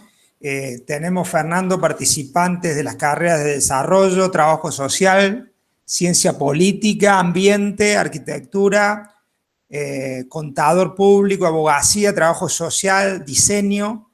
De los lugares que han venido para esta charla, Villa María, Villanueva, San Javier y Yacanto, Pilar, Jesús María, Belville, Noetinger, Rosario, San Fernando del Valle de Catamarca, Almafuerte, Oliva. Hay representadas, bueno, instituciones como nuestra universidad, la Universidad de Rosario, Cáritas Vivienda, entre otros que se han sumado, así que bueno, es un stock verdaderamente interdisciplinario, ¿no? Para pensar la temática y hay muchas aristas, por eso habla de la propia complejidad. Yo aprovecho, si nadie lanza ninguna pregunta, tiro una más en el carácter de... Manuel quiere preguntar, Javi, en comentarios pone yo. Y Dale. también nos olvidamos de gestión universitaria, que la Rosy está presente. Rosana, comentá qué estás estudiando, dale, porque... Yo estoy haciendo la licenciatura en gestión universitaria, ya terminándola, y ya preparando el TFG, y bueno, Javier es nuestro director de TFG, así que en un proyecto muy lindo que es la creación de una unidad interdisciplinaria para el desarrollo integral de proyectos de infraestructura de universidades públicas. Y se estaba olvidando de mí. Dije trabajo social y no dije, perdón. Bueno, está bien. Eran tantas los espacios. Vamos a aprovechar, Manuel, si querés hacer alguna pregunta, reflexión, aportar algo. Adelante. Yo más que nada estaba pensando, mientras escuchaba un poco la presentación, la dificultad hablamos de esta cuestión de la atracción y de la organización popular puesta y coordinada con instituciones, con el Estado municipal, para llevar a cabo este tipo de políticas públicas y el mejoramiento de las condiciones de hábitat. A mí me cuesta mucho, y es algo que vengo como pensando desde que empecé en la cátedra, en el espacio, de qué forma coordinar las organizaciones, o de qué forma empezar a traccionar con las organizaciones, o desde las organizaciones, hacia los municipios. No sé si me escuchan bien. ¿Me están escuchando más o menos? Ahí Caro me dijo que se escuchaba. Sí, se escuchaba medio lejos, pero ahí sí. Ahí está, bien. Bien. Que yo veía en realidad como que varias dificultades en tanto la actitud o la posición que suelen tener los municipios al momento de enfrentar este tipo de problemas. Y yo creo que hay una mezcla entre dificultad y excusa, que es el traspaso de responsabilidades sin el traspaso de fondos, que es un problema que viene como acarreando el municipalismo hace muchos años en Argentina, y que en casos como Villa María, que además tienen como una pretensión regionalista, me imagino que la coordinación con más actores debe ser como mucho más compleja.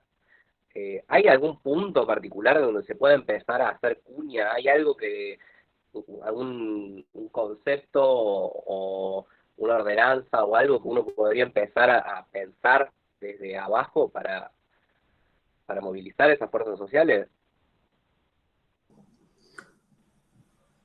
La verdad que ignoro para Villa María, no sé vos, Javier o Caro, si le quieren contestar, te puedo contestar a nivel más nacional. Sí. Mirá, tengo que contarles una infidencia casi, cuando este tema que estás contando vos es un clásico, ¿no? Cuando se empezó a planear el RENAVAP, y te estoy hablando del año 2013, 2014, por ahí, cuando recién empezamos a hablar del RENAVAP, uno de los temas era, a mí siempre me parecía que había que hacerlo con los municipios de todo el país.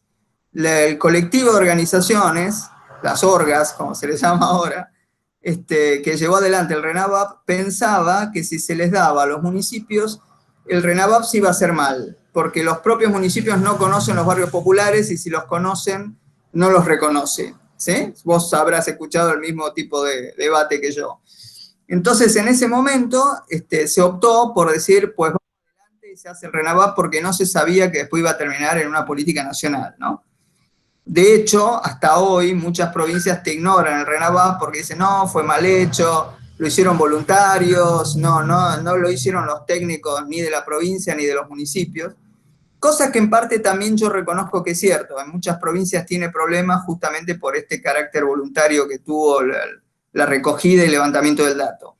Pero ese solo hecho te diría que sería una primera respuesta a tu pregunta. ¿Qué se puede hacer? Bueno, yo creo que se hizo un gran esfuerzo y el RENAVAP es una herramienta fundamental que torció el brazo justamente este tema de los municipios no reconociendo de los barrios, ¿no? Ahora, en tu tema puntual, cuando se empezó a trabajar el programa de inclusión sociourbana, uno de los puntos también, y si me permiten puedo poner de vuelta un slide que yo usé antes, espérenme un segundito, porque trataba de contestar esa pregunta, ¿sí? Que es, espérame un segundito, cuando se pensó el RENAVAP, una de las, siempre se habló de tres cosas, ¿no? Por un lado el plan urbano, y el hecho de pedirle al municipio, mirá, no tenés que pensar en la villa X, tenés que pensar en todas, y nadie te está diciendo que intervengas en todas, lo que te estamos diciendo es, todas tienen que estar normadas dentro de su código de planeamiento. Ustedes saben que hoy por hoy el gran problema de los barrios populares es que normativamente son agujeros negros, son lugares y islas que están en el medio de la ciudad, pero que no tienen ningún tipo de normatividad, y esa falta de normatividad obliga a que no haya ni inversión pública ni menos privada, digamos, ningún vecino, aun cuando tuviese los recursos, se va a poner a mejorar su casa, porque no sabe si mañana lo van a desalojar violentamente. Entonces, la definición de códigos, incluyendo los barrios populares, determinando sus espacios públicos y privados, es una apuesta muy fuerte. Esto está obligando al municipio a no hacerse el distraído y decir, bueno, yo los barrios los quiero mucho y cuando tenga plata voy a hacer algo, sino, mirá, ya podés empezar porque no necesitas plata para modificar tu código de planeamiento.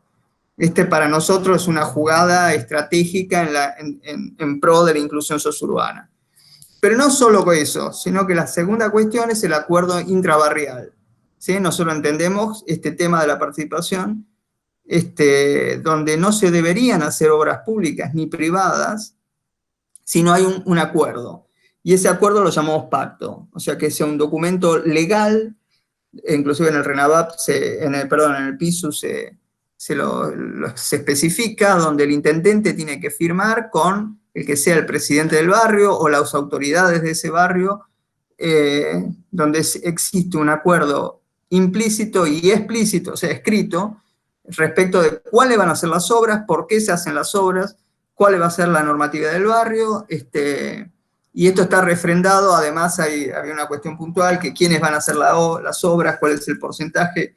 Yo en ese sentido sí creo mucho en que las obras la tiene que hacer personal calificado, pero bueno, esto era una cuestión más política de dar un porcentaje de mano de obra a los propios habitantes del barrio para asegurar su aceptación. Y el tercer cuestión es esto que hablamos del suelo y el fideicomiso financiero. Nosotros entendemos que por más buena voluntad que haya en mejorar un barrio u otro barrio, si no tenemos esa estrategia a nivel de toda la ciudad, no la tenemos normada, si no tenemos ese pacto barrial que avale, digamos, la legitimidad de las acciones, y en tercero, no tenemos el mecanismo financiero, donde lo básico es el suelo, y todo lo que yo ponga arriba, la infraestructura y demás, mal se puede estar proyectando mejoras sustantivas, porque en la medida que regularicemos terreno vamos a generar todo el efecto que yo hablaba antes de gentrificación, y lejos de resolver el problema, lo vamos a estar empujando afuera. Entonces esto era nomás lo que quería compartirte, este slide, porque yo creo que este slide es central, al igual que estos otros, ¿no? Ahora, esto de fideicomiso y demás, no es lo mismo si es en un área central de la ciudad o es en la periferia donde tengo más tierra. Pero ahí vuelve el tema del contexto. Yo creo que la respuesta a lo que vos estás planteando depende justamente del análisis que haga el municipio, y ahí es donde yo pienso que es muy importante acompañar todo este tipo de planes con una especificidad técnica, ¿no? Muchas veces las organizaciones sociales, por desconocimiento de cuestiones urbanísticas, tratan de imponer condiciones que creen que son ventajosas y que sean comunes a todos, cuando en realidad es necesario diferenciar muy bien. No es lo mismo un terreno en el centro de la ciudad, que es de altísimo valor, las inmobiliarias están con las uñas afuera, a un terreno donde se podría desarrollar un proyecto social y que no estás tocando intereses demasiado grandes, ¿no? Entonces, seguramente el intendente, claro, pelearse con el sector inmobiliario, hay que llevarle soluciones, porque si no, en definitiva, tampoco se termina resolviendo nada, ¿no? Claro, a mí lo que me da impresión es que suele haber una dificultad de fondo, no tanto en tocar los intereses particulares, sino de modificar las reglas de un determinado mercado del suelo, digamos. Y que es, en realidad, el riesgo no es tanto que vos me toques una tierra determinada, sino que cuando vos me toques esa tierra, tenés un pie adentro del mercado del suelo y eso me podría desbalancear la situación económica del terreno. Por eso me parece que es muy difícil para las organizaciones entablar ese diálogo, por un lado porque no está la información concreta por parte de las organizaciones para entablar ese diálogo, me imagino, porque no hay gente necesariamente formada en desarrollo urbanístico, y por el otro porque me imagino que hay como un arrastre de ciertas lecturas por parte del municipio o de la gestión municipal que debe ser muy difícil sacar en el mediano plazo, para que decida que es más valorable en términos económicos. Toca ahí que esperar a que se vaya resolviendo a la medida del mercado.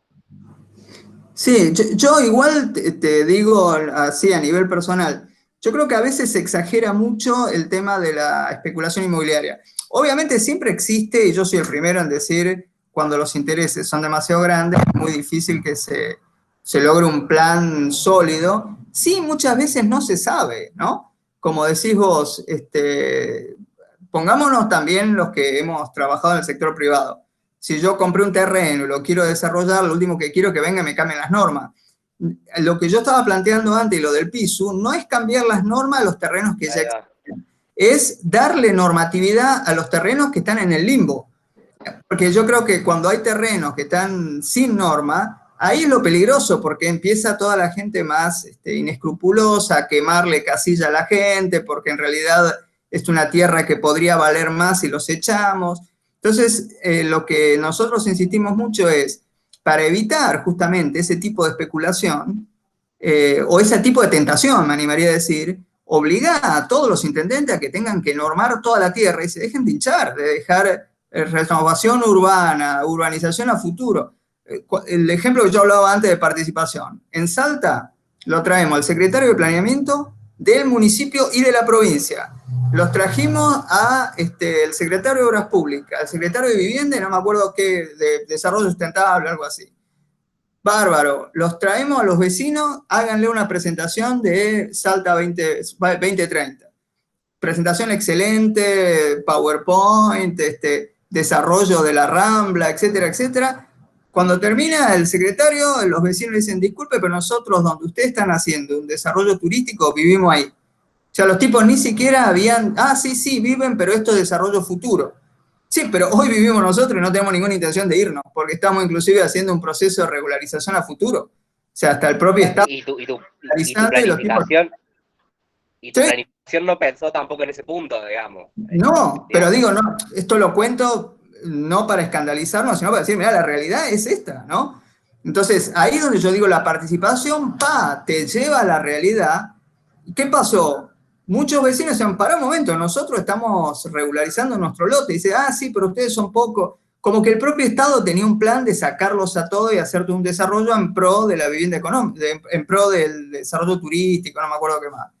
Entonces, estas son las típicas situaciones en la cual no es que haya habido una mala intención de, bueno, los vamos a jorobar. Capaz que sí. En este caso yo confío en que no la había.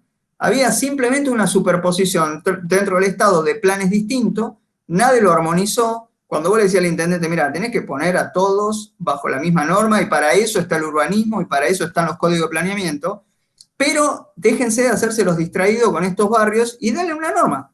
Si los van a echar, muy bien, los vamos a echar y les vamos a dar estas condiciones. Si van a quedar, denle la norma para que el tipo pueda invertir, invirtiendo, se empiece un ciclo positivo de transformación de la zona, pero es transparente, porque si la información la tiene solamente aquellos que están próximos al polígono de renovación urbanística, que nadie sabe bien cuál va a ser el indicador que va a tener a futuro, estás alimentando la especulación.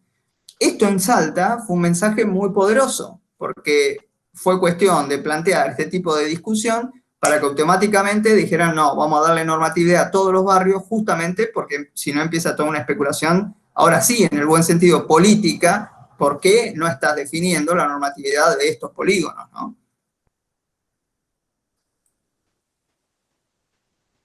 Fernando, cuando se avanza en un proceso de autogestión o autoproducción del hábitat, ¿inciden de manera determinante las condiciones que vos encontrás en el territorio respecto al nivel de organización de los vecinos en ese lugar? O si tenés un punto de partida de incipiente organización, también los resultados pueden ser muy positivos. Yo creo que, por supuesto, que mientras más organización hay preexistente, los resultados tienden a ser más favorables. El punto acá también es la calidad de la organización, cuál es el origen, el para qué están organizados. Y acá yo me animaría a decir que hay tres tipos de organizaciones, así a nivel general, vecinales, ¿no? Una es la organización, vamos a llamarla más popular, en el sentido que la gente se organizó por una cantidad de resolución de problemas cotidianos. La escuela de los chicos, la guardería, la recolección de los residuos. O sea, la gente está organizada porque necesita gestionar sus recursos de una manera más efectiva. Esto es muy común, ¿no? Casi todos los barrios tienen algún nivel de organización. Hay algunos que tienen mucha y tienen como un nivel casi de visión de cómo posicionarse respecto de las instancias públicas y saben que en la medida que tengan una representatividad van a obtener mejores resultados. Ese es un tipo de organización. Hay un segundo tipo de organización donde ya es una organización de estructura más política, donde funciona en torno a un puntero, en torno a alguien que responde a ciertos intereses partidarios, ¿no es cierto? No quiero darle una connotación negativa, porque en muchos casos los famosos punteros juegan un rol social también, es como un liderazgo. El problema que suele tener es con los recambios políticos, o sea, cuando hay un cambio de gestión, todas estas estructuras medio se desarman, o ni hablar cuando son épocas de elecciones, donde empieza a haber una confrontación y situaciones desagradables, ¿no? De rivalidades, de lealtades, que creo que no aportan mucho, ¿no? Y hay un tercer nivel, me animaría a decir, de organización, que también es importante, que es cuando los propios barrios son capaces de constituirse en asociaciones civiles, para distintos propósitos. Muchas veces son productivos, por ejemplo, cooperativas de albañiles o albañilas, organizaciones, por ejemplo, de la gente esta que trabaja en plomería, en servicios de distinta naturaleza, que ahí es donde yo digo que entra la cuestión más empresarial. Y ahí no hay que tenerle miedo a la palabra empresarial, ¿no? Porque uno cuando dice están organizados empresarialmente, ya se imagina a Benito Rollo y a las multinacionales, cuando en realidad el concepto de organización empresarial es cuando ya hay un grupo humano que tiene la capacidad de generar recursos, porque vende un servicio, y que esos recursos los distribuye en una forma solidaria, dentro de su propia comunidad, dentro de su propia organización. Eso es fundamental. Y ahí es donde yo pongo mucho la ficha en que cuando esos fideicomisos logran captar organización empresarial de base, es cuando le empezás a dar un sustento mucho mayor, porque son sectores que pueden traducir a su propia población las ventajas de operar dentro de un entorno donde cualquier tipo de bono, cualquier tipo de acción, no es que alguien se esté apropiando de lo que son sus derechos, porque hay, desde el municipio y de vuelta a la propia universidad, hay alguien que está velando por el cumplimiento de esos derechos. Yo en el caso que hablaba antes de México, es las propias Naciones Unidas las que participan en los fideicomisos para asegurar que se esté cumpliendo las pautas de derechos humanos, que nadie estafe a nadie, que las cosas estén bien escritas.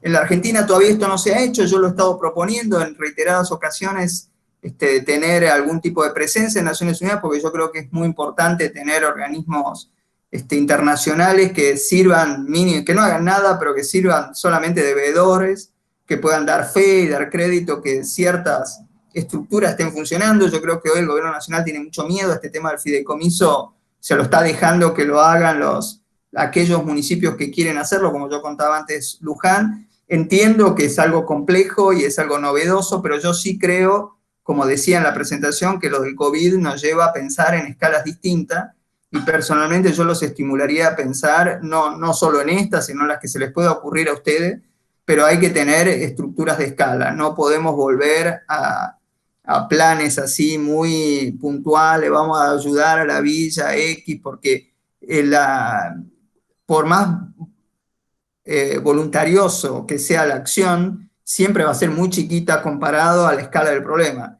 Yo creo que la escala del problema nos obliga a tener una estrategia más disruptiva, una estrategia donde inclusive el Estado debería comprar tierra y darla a pagar a 30 años, pero necesitamos que el sector privado, y hablo del privado primero, el propio vecino que vive en informalidad, sea el que invierte para que esto se pueda sostener, ¿no? Si no, nunca vamos a estar a la escala con la ayuda, con la solidaridad sola. La solidaridad es muy importante, como decía, pero acá necesitamos un esquema de inversión sostenido y que en el tiempo se pueda mantener.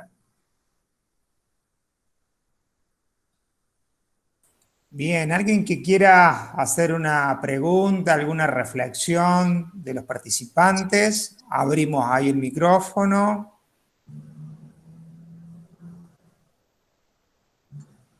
Están tímidos hoy, Fernando.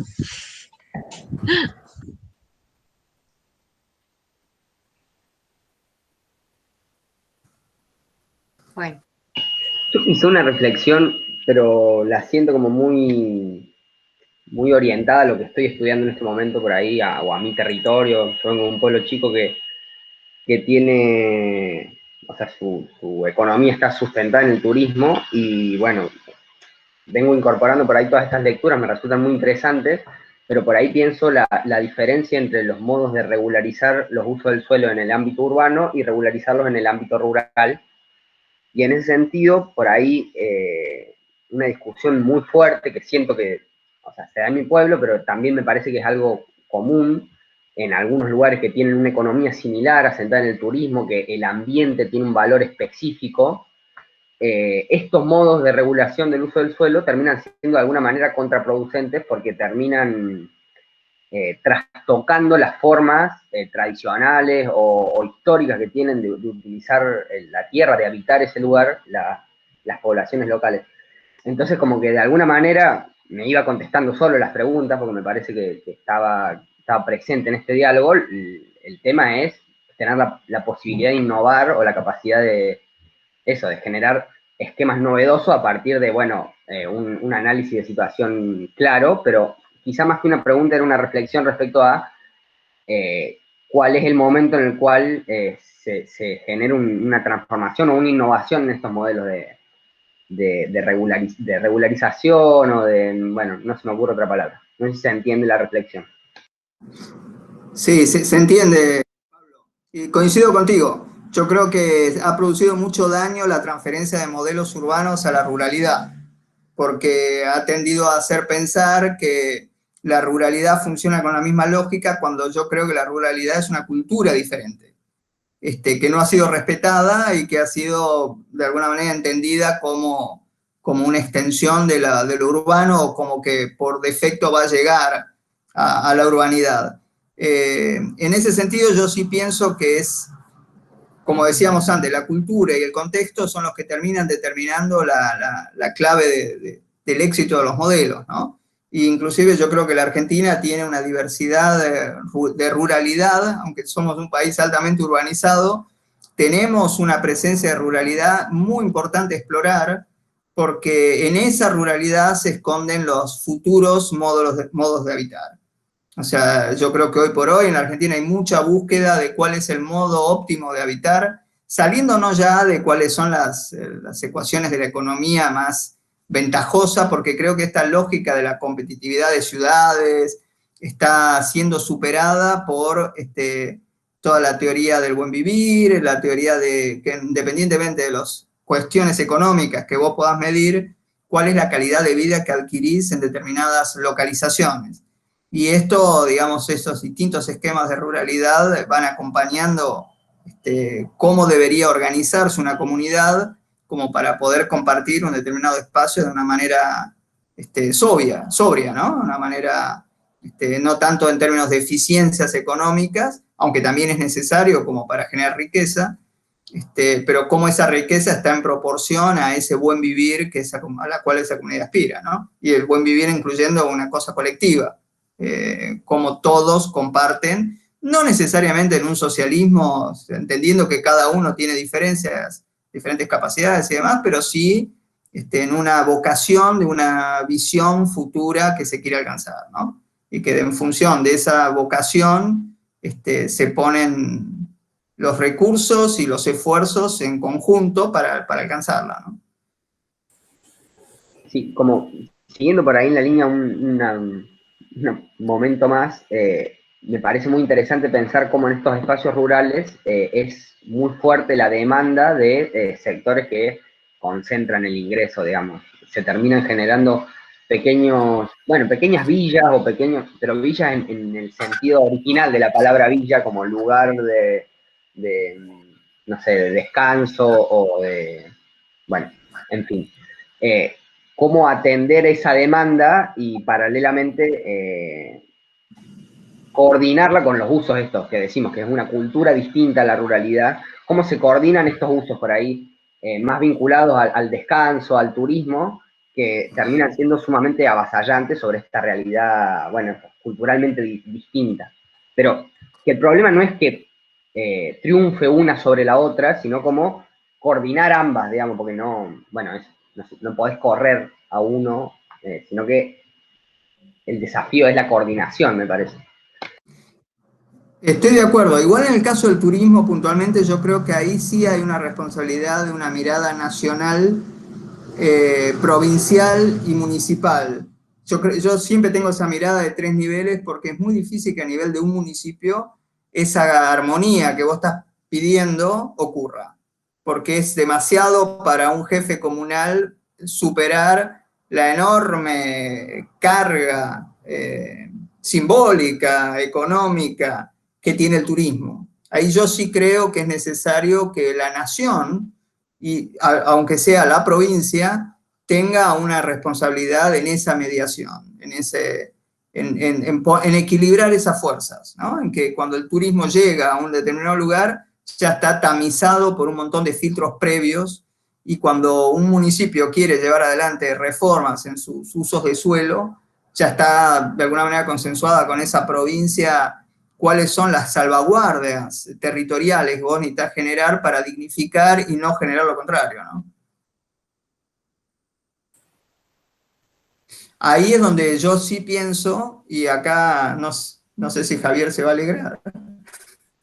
No, yo sí creo que la universidad tiene una responsabilidad. O sea, nosotros estamos acostumbrados, y lo digo también por mi parte, en que uno da clase, escribe un paper, hace alguna investigación y chau, cuando en el fondo yo creo que la universidad, especialmente en épocas de crisis, está llamada a dar mucho más que eso, ¿no? Está llamada a tener un rol, a tener un compromiso y a tener una autoridad. Yo creo que es la universidad, las universidades, la que puede pararse a un gobierno de provincia y decirle, mira, lo que se está haciendo con el plan de turismo.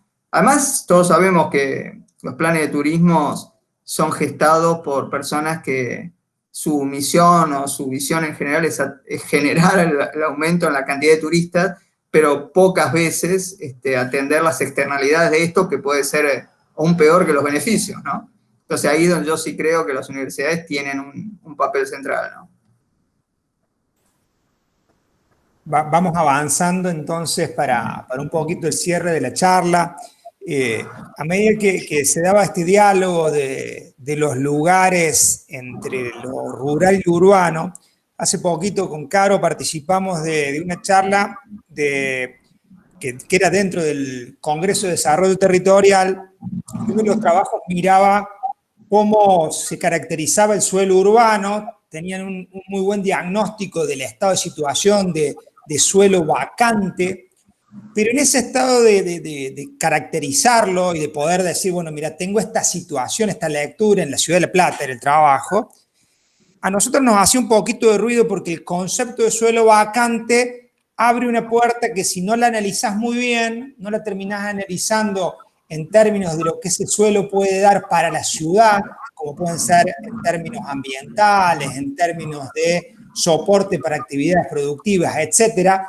Y esa puerta abierta muchas veces se piensa desde la urbanización y desde las posibilidades de que ese suelo vacante se transforme en un suelo para la construcción. Y si no ponderás ese suelo y no marcas algunas reglas de juego, posiblemente ese suelo se termine transformando en urbano y no resuelva cuestiones que tienen que ver con el ambiente, que tenía que ver con lugares donde había inclusive algunos problemas naturales que nunca se habían tenido en cuenta, de arroyos, de canales pluviales, etcétera, etcétera. Entonces, es necesario movilizar el suelo, pero hay que ver si es suelo urbano o un suelo que vaya dando respuesta a otras funciones y dejar abiertas cuáles pueden ser esas funciones que son muy necesarias para la ciudad y a veces tienen un perfil rural y no necesariamente es construir, hormigonar, materializar, ¿se entiende? Me parece que ahí también hay que dejar una puerta abierta en términos ambientales, climáticos, de sustentabilidad para esos lugares que quedan en la ciudad y que habrá que ver para qué sirven, o deberíamos pensar para qué sirven. Sí, sumar ahí que en esto de la mirada interdisciplinaria, cuando alguien dice suelo vacante, para mí lo primero que se me ocurre es, bueno, vacante para quién o según qué, ¿no? En esto que dice Javi me parece que es importante, sobre todo en este tipo de cátedras que nosotros compartimos y que lo vemos de distintas disciplinas, bueno, poder cruzar miradas y realmente, bueno, ver qué es lo que pasa ahí, ¿no? Sí, yo quería comentar sobre eso, si uno mira, por ejemplo, toda la escuela del higienismo en la Argentina, en el 1900 los tipos tenían un relevamiento de terrenos vacantes que los querían destinar a espacios verdes, porque venían de la fiebre amarilla y sabían, y hoy lo sabemos también muy bien, el enorme potencial que tienen los espacios verdes para temas de salud pública, ¿no? Entonces es criminal cuando uno dice solo vacante y es solo para urbanizar, hacer edificio, ¿y dónde está la cuestión de los espacios verdes? ¿Dónde están los parques? ¿Dónde están los espacios para equipamiento público? ¿Dónde voy a poner los hospitales? ¿Dónde voy a poner la escuela? ¿No es cierto?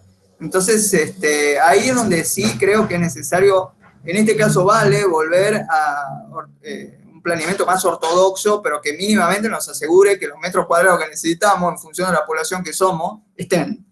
Y para eso, yo creo que no vamos a hacer toda la historia del Estado, pero necesitamos mecanismos de financiamientos innovadores. O sea, no nos podemos quedar solamente con la partida presupuestal año a año, porque todos sabemos muy bien que es una pelea muy difícil.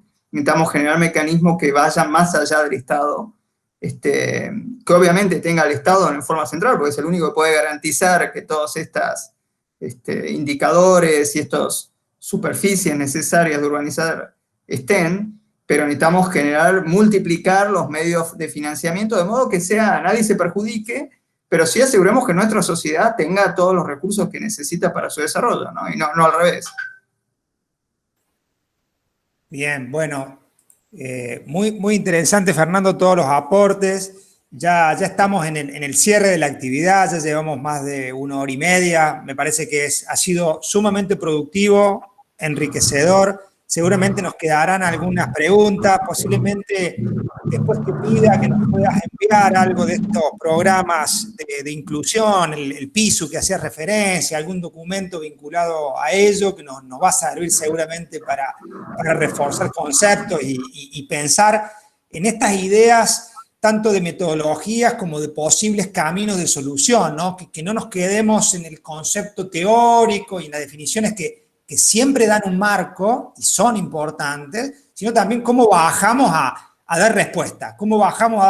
Por eso siempre ha sido interesante el aporte que has hecho vos en todas las instancias y en esta en particular, porque vos siempre buscás esa idea de, bueno, cómo resolvemos, cómo le damos solución a la problemática.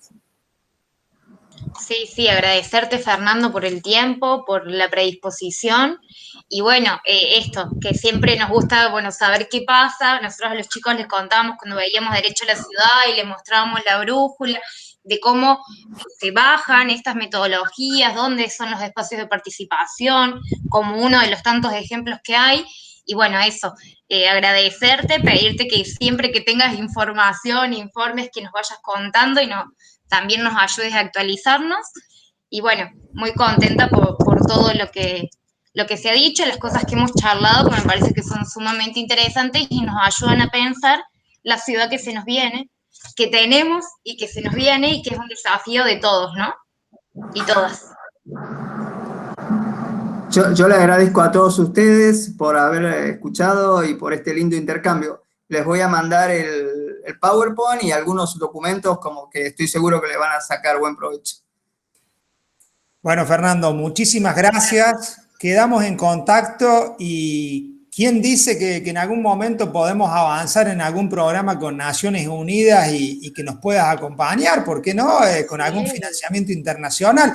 Y deberíamos tener el dato. Vos estás muy cerca de ello, podés tirarnos el dato y algo podemos llegar a hacer. Mirá el equipo que hay. Tenemos más de 30 personas. Hay un equipo grande acá para afrontar. Bueno, para eso un poco esta charla, a ver si los pongo a trabajar a todos, ¿no? Porque ganas no faltan. No, vale. Muchas gracias, Fernando, como siempre. Hasta pronto. Chao, hasta luego. Gracias. Gracias a todos por participar. Chao, gracias. Gracias a todos.